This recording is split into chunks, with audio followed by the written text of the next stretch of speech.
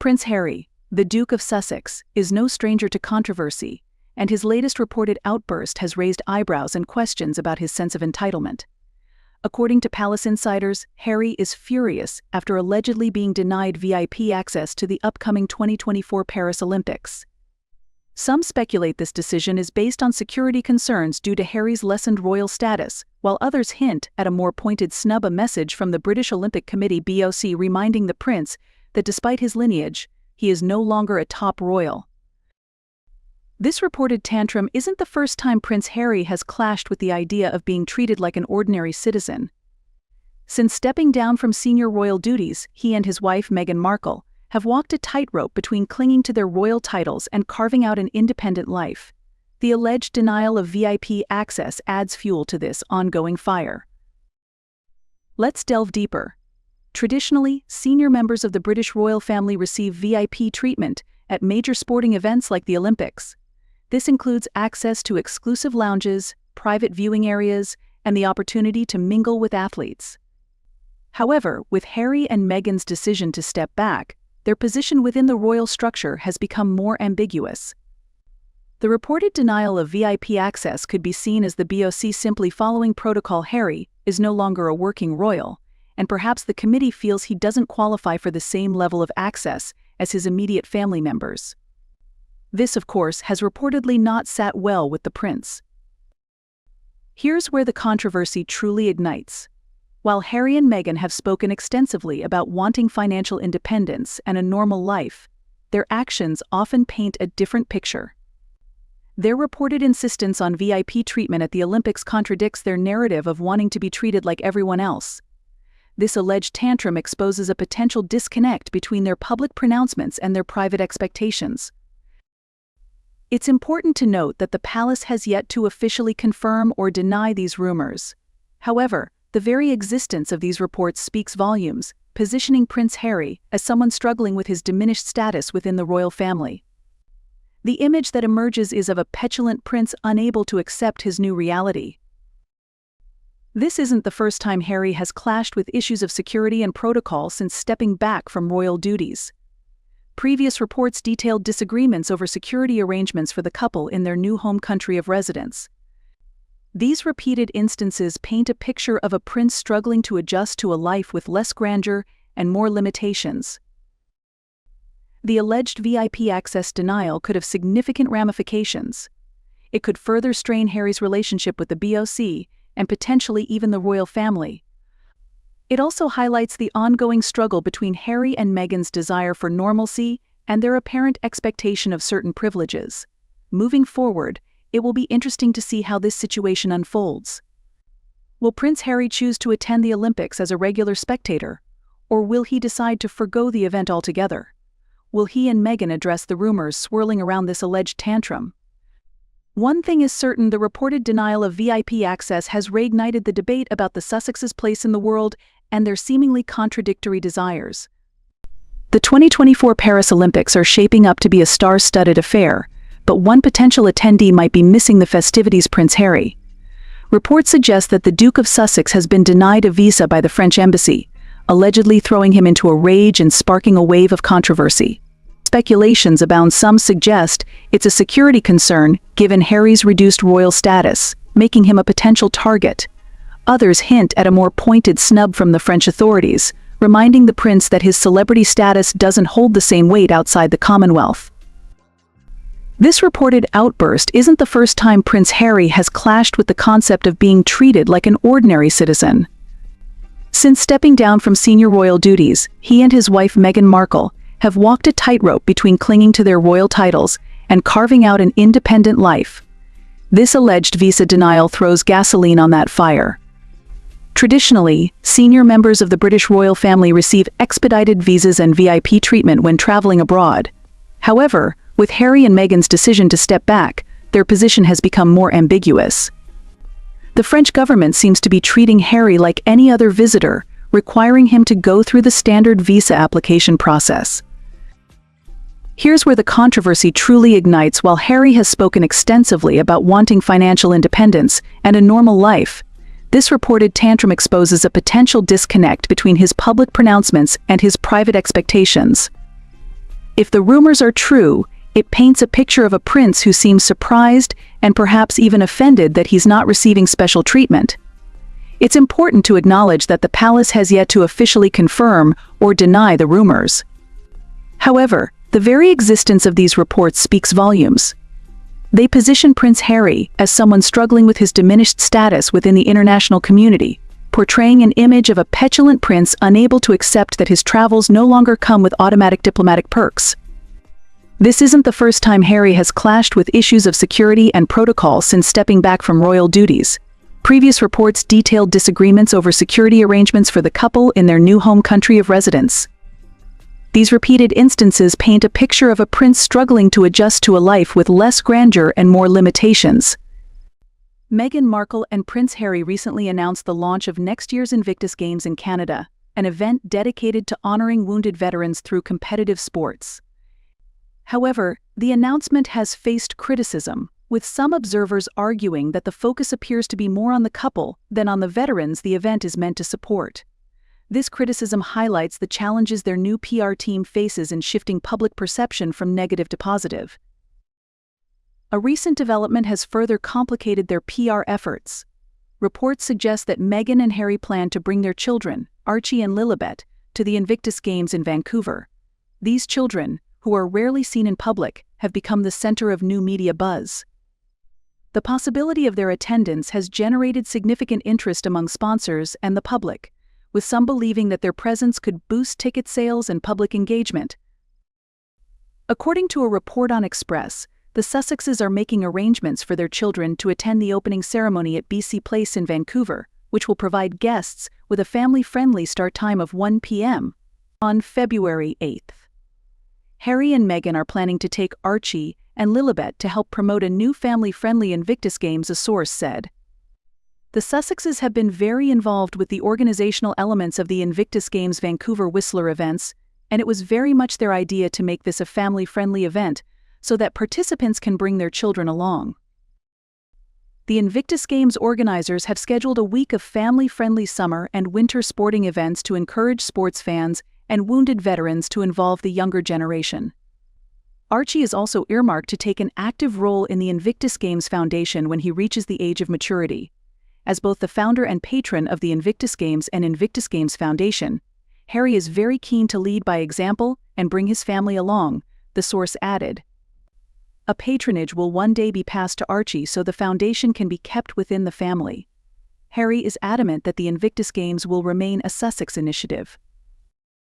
The idea of bringing two children who are rarely seen in public to an event with numerous photo opportunities and international press has raised eyebrows. Critics argue that the Sussexes are presenting their children to the world on a silver platter.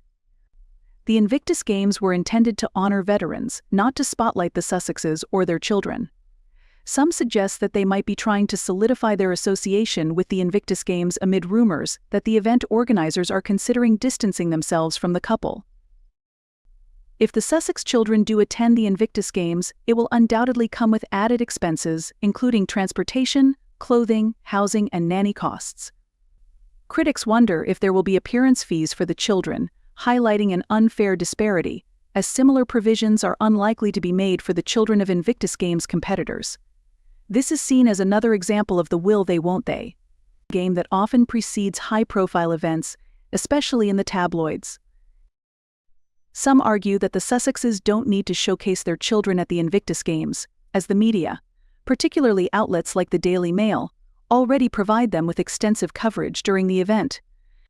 The focus often shifts from the wounded veterans to Meghan and Harry themselves, making it the Harry and Meghan show, given the ample media attention they receive. Some question why they'd bring their children into the spotlight now.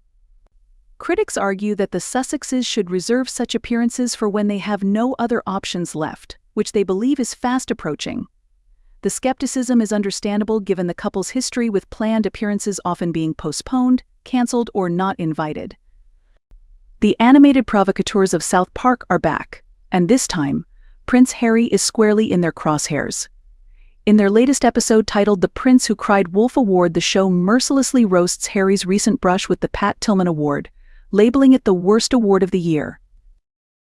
With their signature brand of dark humor, The episode reportedly features a scathing portrayal of the award selection process, depicting a group of clueless executives desperately searching for a celebrity name to boost viewership. Enter Prince Harry, presented as a desperate royal clinging to any shred of relevance after his public fallout with the British royal family. South Park creators Trey Parker and Matt Stone are known for their unapologetically crude humor and their willingness to tackle controversial topics. Their take on the Pat Tillman Award situation is likely to spark outrage among some viewers, particularly Harry's loyal supporters. However, the episode taps into a larger conversation surrounding the disconnect between celebrity and genuine service. The Pat Tillman Award, established to honor the selfless sacrifice of a fallen soldier, has always held a special place in the hearts of veterans and military families. Corporal Tillman, a rising NFL star who left his promising career to serve his country, epitomized the spirit of putting duty above personal gain. Prince Harry's nomination, while acknowledging his military service, raised eyebrows for many. His well-publicized struggles with royal life and subsequent lucrative deals with streaming services created a dissonance with the award's core values. South Park's comedic takedown highlights this dissonance. Their portrayal of Harry as an award-hungry celebrity exploiting his past service is likely to resonate with those who questioned the initial nomination. The episode may also resonate with a generation increasingly skeptical of celebrity culture and its tendency to overshadow genuine acts of heroism.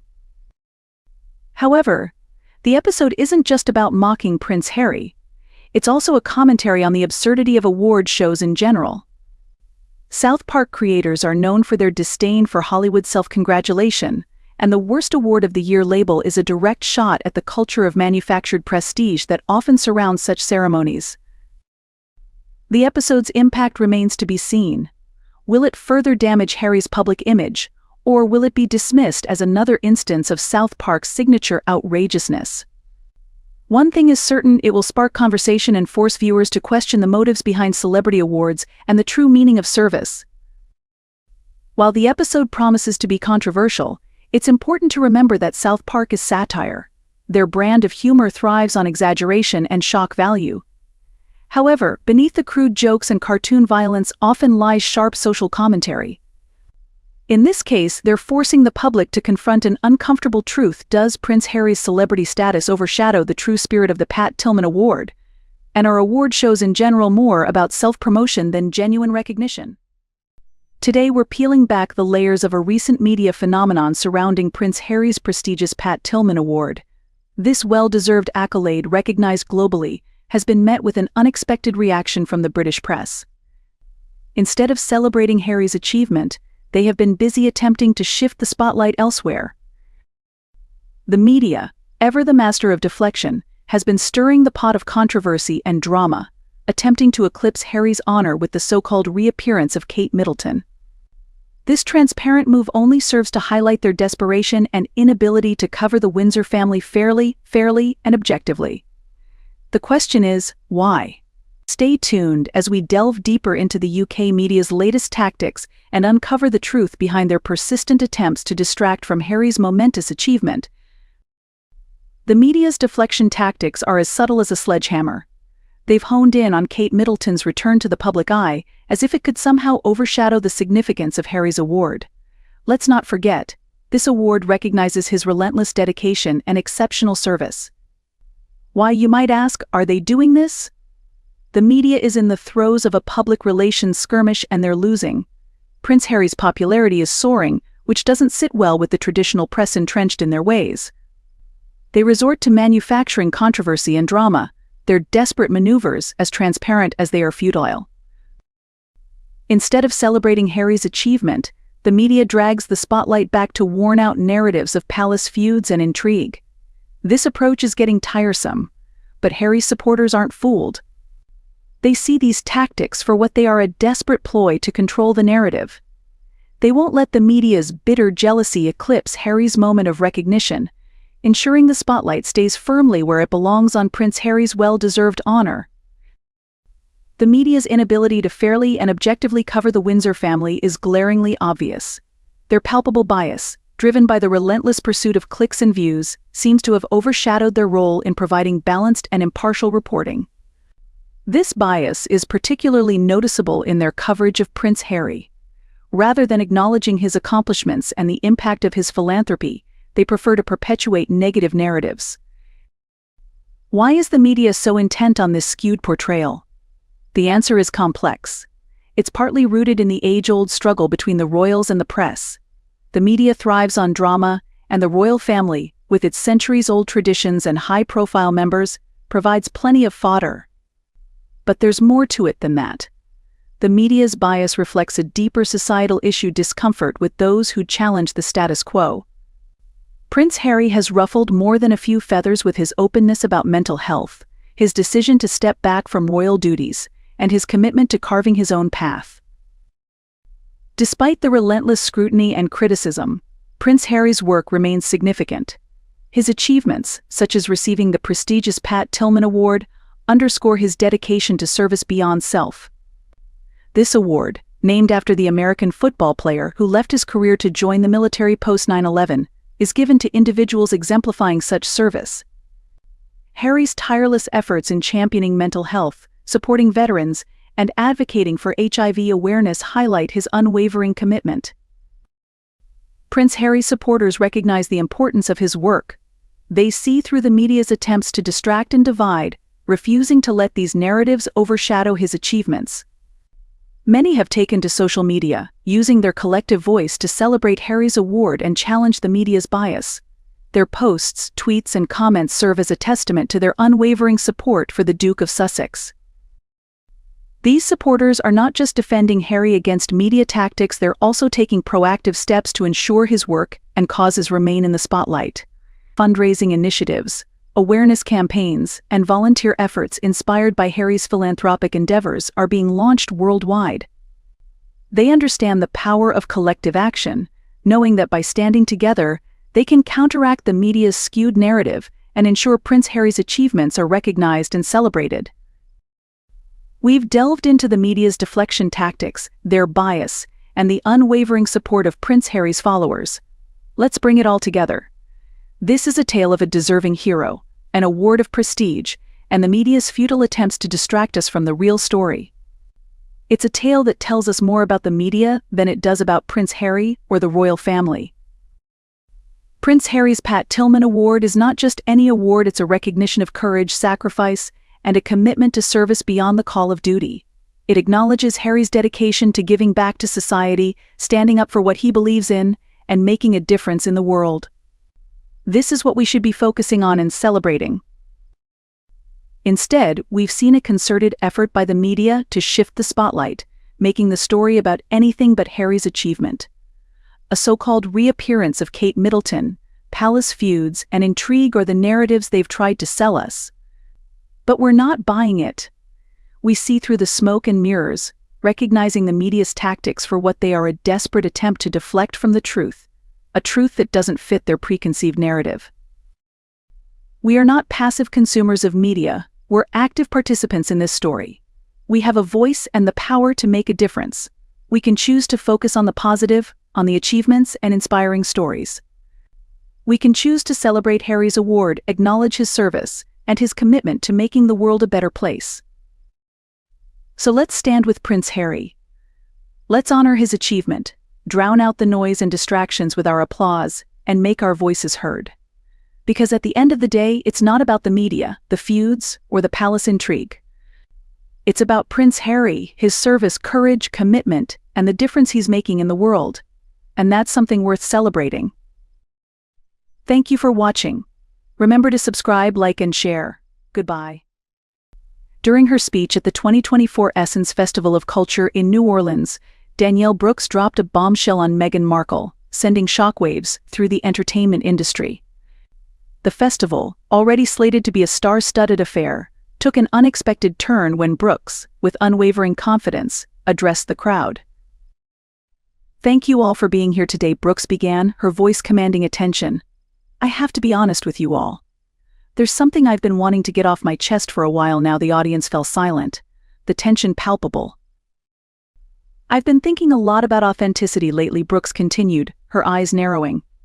"About what it means to be true to yourself and to live with integrity. and it's got me thinking about a certain someone who I believe has been anything but authentic." The crowd murmured in anticipation. With a decisive nod, Brooks declared, "Meghan Markle, you're a fake." The audience erupted in gasps and shouts. Brooks raised her hand, silencing the room. "I know it's a lot to take in, but hear me out. I've done my research and concluded that Meghan Markle is a masterful manipulator, a woman who has built her entire brand on a foundation of lies and deception." Brooks laid out her case, speaking of inconsistencies in Markle's backstory, alleged fabrications about her upbringing, and her relationship with the royal family. She even suggested that Markle's children, Archie and Lilibet, might not be biologically hers. "I've seen the evidence," Brooks declared. "Meghan Markle is not the person she's been portraying to the world. She's a fraud, exploiting her position for her own gain. And I, for one, am not going to stand for it any longer." The crowd was divided, some cheering in support, others shouting in outrage. Brooks remained steadfast. "I know this is a lot to take in, but the truth needs to be told. Meghan Markle has been getting away with her deceptions for far too long, and it's time someone stood up and called her out. And that someone is me." As the audience grappled with the implications of Brooks' words, she stepped away from the podium, her expression resolute. The silence that followed was deafening, tension thick in the air. Just as the audience began to murmur, Brooks returned to the spotlight. "But I'm not done yet," she declared. "Meghan Markle, if you're listening, I'm coming for you. And I'm not going to stop until the truth is revealed, and the world sees you for the fraud that you are." The audience erupted once more in cheers and applause as Brooks stepped away, her work done. The shockwaves of her words reverberated far beyond the confines of the Essence Festival. In the days and weeks that followed, the internet was ablaze with discussions and debates about Brooks' bombshell claims. Fans and critics dissected every word, searching for the truth amidst the swirling storm of speculation. Meghan Markle remained uncharacteristically silent, her camp issuing only a brief statement dismissing Brooks' allegations as baseless and defamatory. But the damage had been done, and the Duchess faced a barrage of questions and scrutiny. As the fallout continued, the world waited to see how the story would unfold. Would Danielle Brooks' bold claims hold true, or would Meghan Markle emerge victorious with her reputation intact? The stakes were high, and the future of the royal family hung in the balance. One thing was certain: the 2024 Essence Festival had become the epicenter of a scandal that would forever be etched in entertainment history, with Danielle Brooks at the heart of it all. The typically composed King Charles III was taken by surprise this past week upon learning of the unexpected engagement between his niece, Lady Louise Windsor, and her university friend, Felix Diala. The 20-year-old royal recently competed in the prestigious Sandringham horse driving trials in Norfolk, accompanied by Diala, sparking immediate speculation about their relationship among royal watchers and the British tabloid press. King Charles had no idea that their bond had blossomed into something far more serious during their time together at the University of St Andrews in Scotland, where Lady Louise is currently pursuing a degree in English literature. According to well-placed palace sources, the two students had been quietly nurturing a romance for the past 2 years, managing to keep their relationship out of the public eye through sheer determination and the discreet assistance of trusted confidants. The news of their engagement was destined to reach the king's ears, and the revelation reportedly caught him visibly off guard during a family gathering at Balmoral Castle in the Scottish Highlands. Though Lady Louise has gradually taken on a more prominent public role in recent years, often appearing alongside senior members of the royal family at official engagements, her private life has remained largely shielded from the constant glare of the media spotlight. King Charles's shock at learning of his niece's plans to marry Diala, a commoner with no royal lineage, was palpable as he grappled with the implications of such a union within the hallowed halls of the House of Windsor. Lady Louise's passion for carriage driving, a pursuit deeply cherished by her late grandfather Prince Philip, had endeared her to the British public, and her scholarly pursuits at the prestigious Scottish University had further solidified her status as a rising star within the royal family. However, the king's initial reaction of surprise and uncertainty quickly gave way to a more contemplative stance as he reflected on the changing tides and evolving societal landscape that have come to shape the modern-day monarchy. With the younger generation of royals increasingly forging their own paths, Unbound by the rigid traditions and protocols of the past, King Charles is navigating these uncharted waters with a mix of caution and newfound openness. He is mindful of the need to adapt and evolve to maintain the monarchy's relevance and connection with the British public. Prince Harry's acceptance of the prestigious Pat Tillman Award has sparked controversy. Initially appearing honored, the Duke of Sussex has reportedly demanded a private jet to fly him and his wife, Meghan Markle, to the ceremony. This request, which was firmly rejected by the Pat Tillman Foundation, has ignited a firestorm of debate, raising questions about entitlement, environmental responsibility, and the true spirit of the award. The Pat Tillman Award was established to honor the fallen soldier who sacrificed his promising NFL career to serve his country. It is known for its focus on humility and dedication. Corporal Tillman's legacy is one of putting duty before personal comfort, a stark contrast to Prince Harry's seemingly extravagant request. News of his private jet demand has left many questioning whether he truly embodies the values the award represents. Harry's supporters, however, offer a different perspective. They point out the intense media scrutiny the couple faces, arguing that a private jet is a necessary security measure. They also highlight Harry's long-standing environmental concerns, suggesting that perhaps his request stems from a desire to offset the carbon footprint of the trip. However, the argument for a private jet based on security concerns seems flimsy. The Pat Tillman Award ceremony is held in a major city in the United States with robust security measures in place.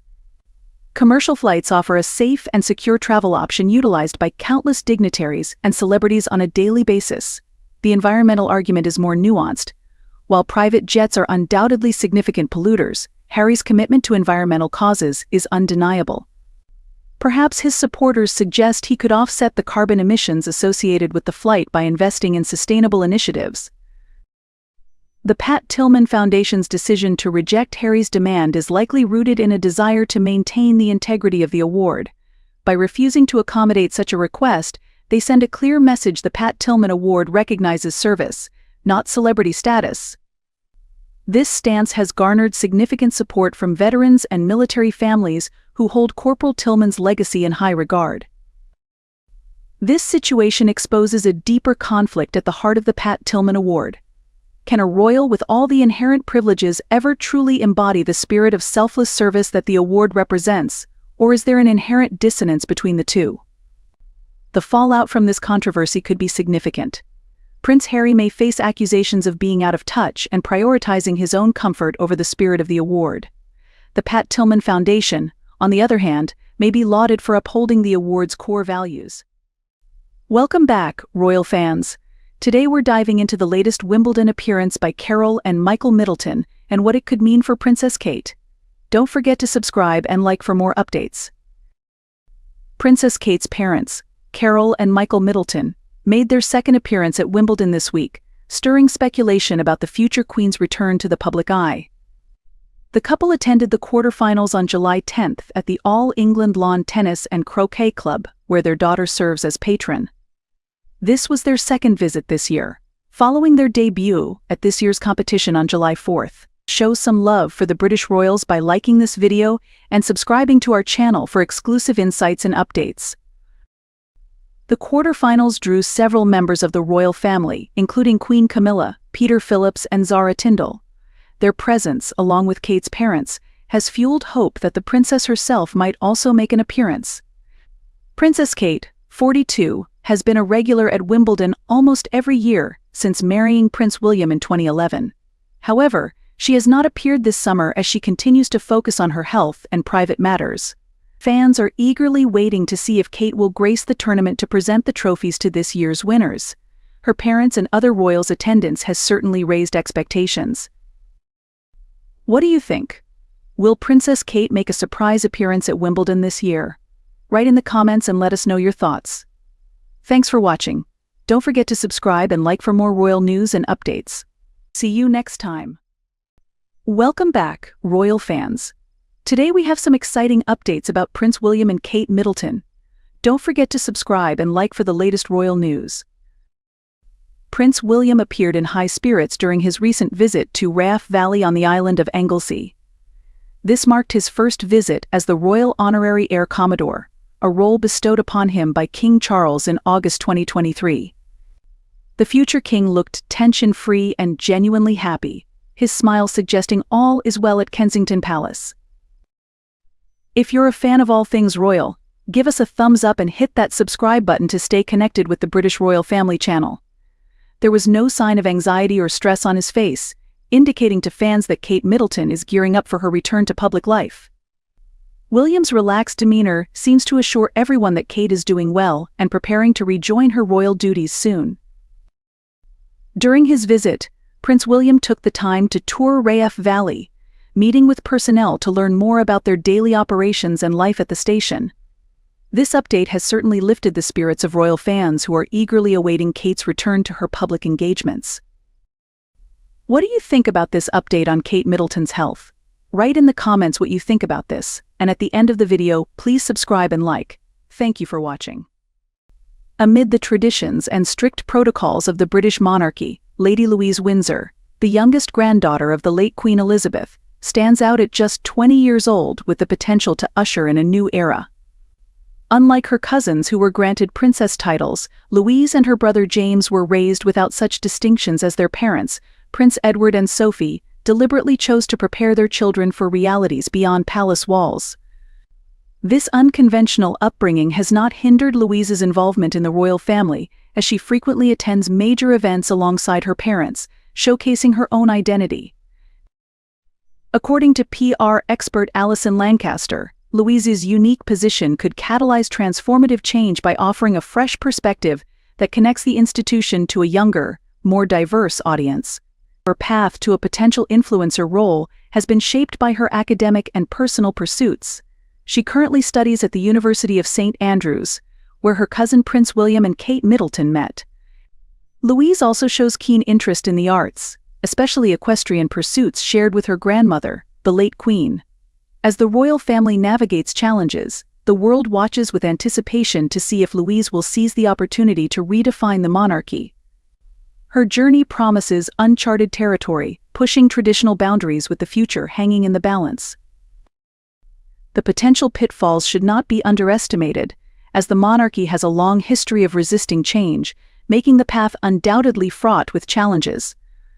However, those close to Louise believe she is more than equipped to rise to the occasion, instilled with deep purpose by her parents' guidance and commitment to public service.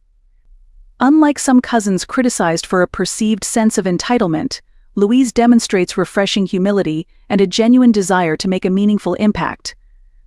In an era where the relevance of the monarchy is increasingly questioned among young generations, she represents a glimmer of hope as a symbol of adaptation, thriving in changing societal norms and expectations.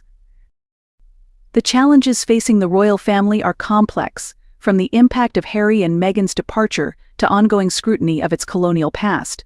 In this climate of uncertainty, the emergence of a figure like Louise could not be more timely.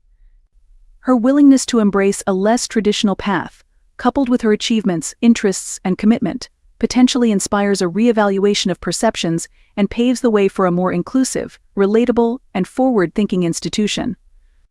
The road ahead will not be without difficulties, as resistance to change is notorious.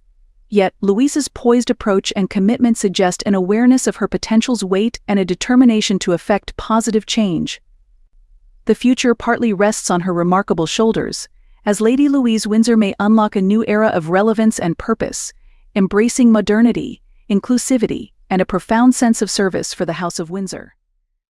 Welcome back, Royal Watchers. Today we dive into the surprising dress code demands of Queen Camilla. Don't forget to subscribe and like for more royal insights. Queen Camilla has sent shockwaves through Buckingham Palace with her unique dress code rules designed to make her stand out among the royal women. An insider told the Daily Express that Camilla's dresser, Jackie Mine, faced a conundrum as the Queen Consort prohibited Kate Middleton and Duchess Sophie from wearing blue during royal engagements. Show some love for the British royals by liking this video and subscribing to our channel for exclusive insights and updates. Her Majesty's favorite color is blue, which also happens to be a favorite for Kate and Sophie. Initially, there was apprehension about wearing blue at the same time as the Queen. However, this rule has relaxed with the stipulation that the blues must be very different shades. The insider noted that it all became a bit comical, with everyone seeing the funny side of it. Despite the initial strictness, this dress code rule has added a light-hearted element to their engagements, showcasing the camaraderie among the royal ladies. What do you think about Queen Camilla's dress code rule? Write in the comments and let us know your thoughts. Thanks for watching. Don't forget to subscribe and like for more royal news and updates. See you next time.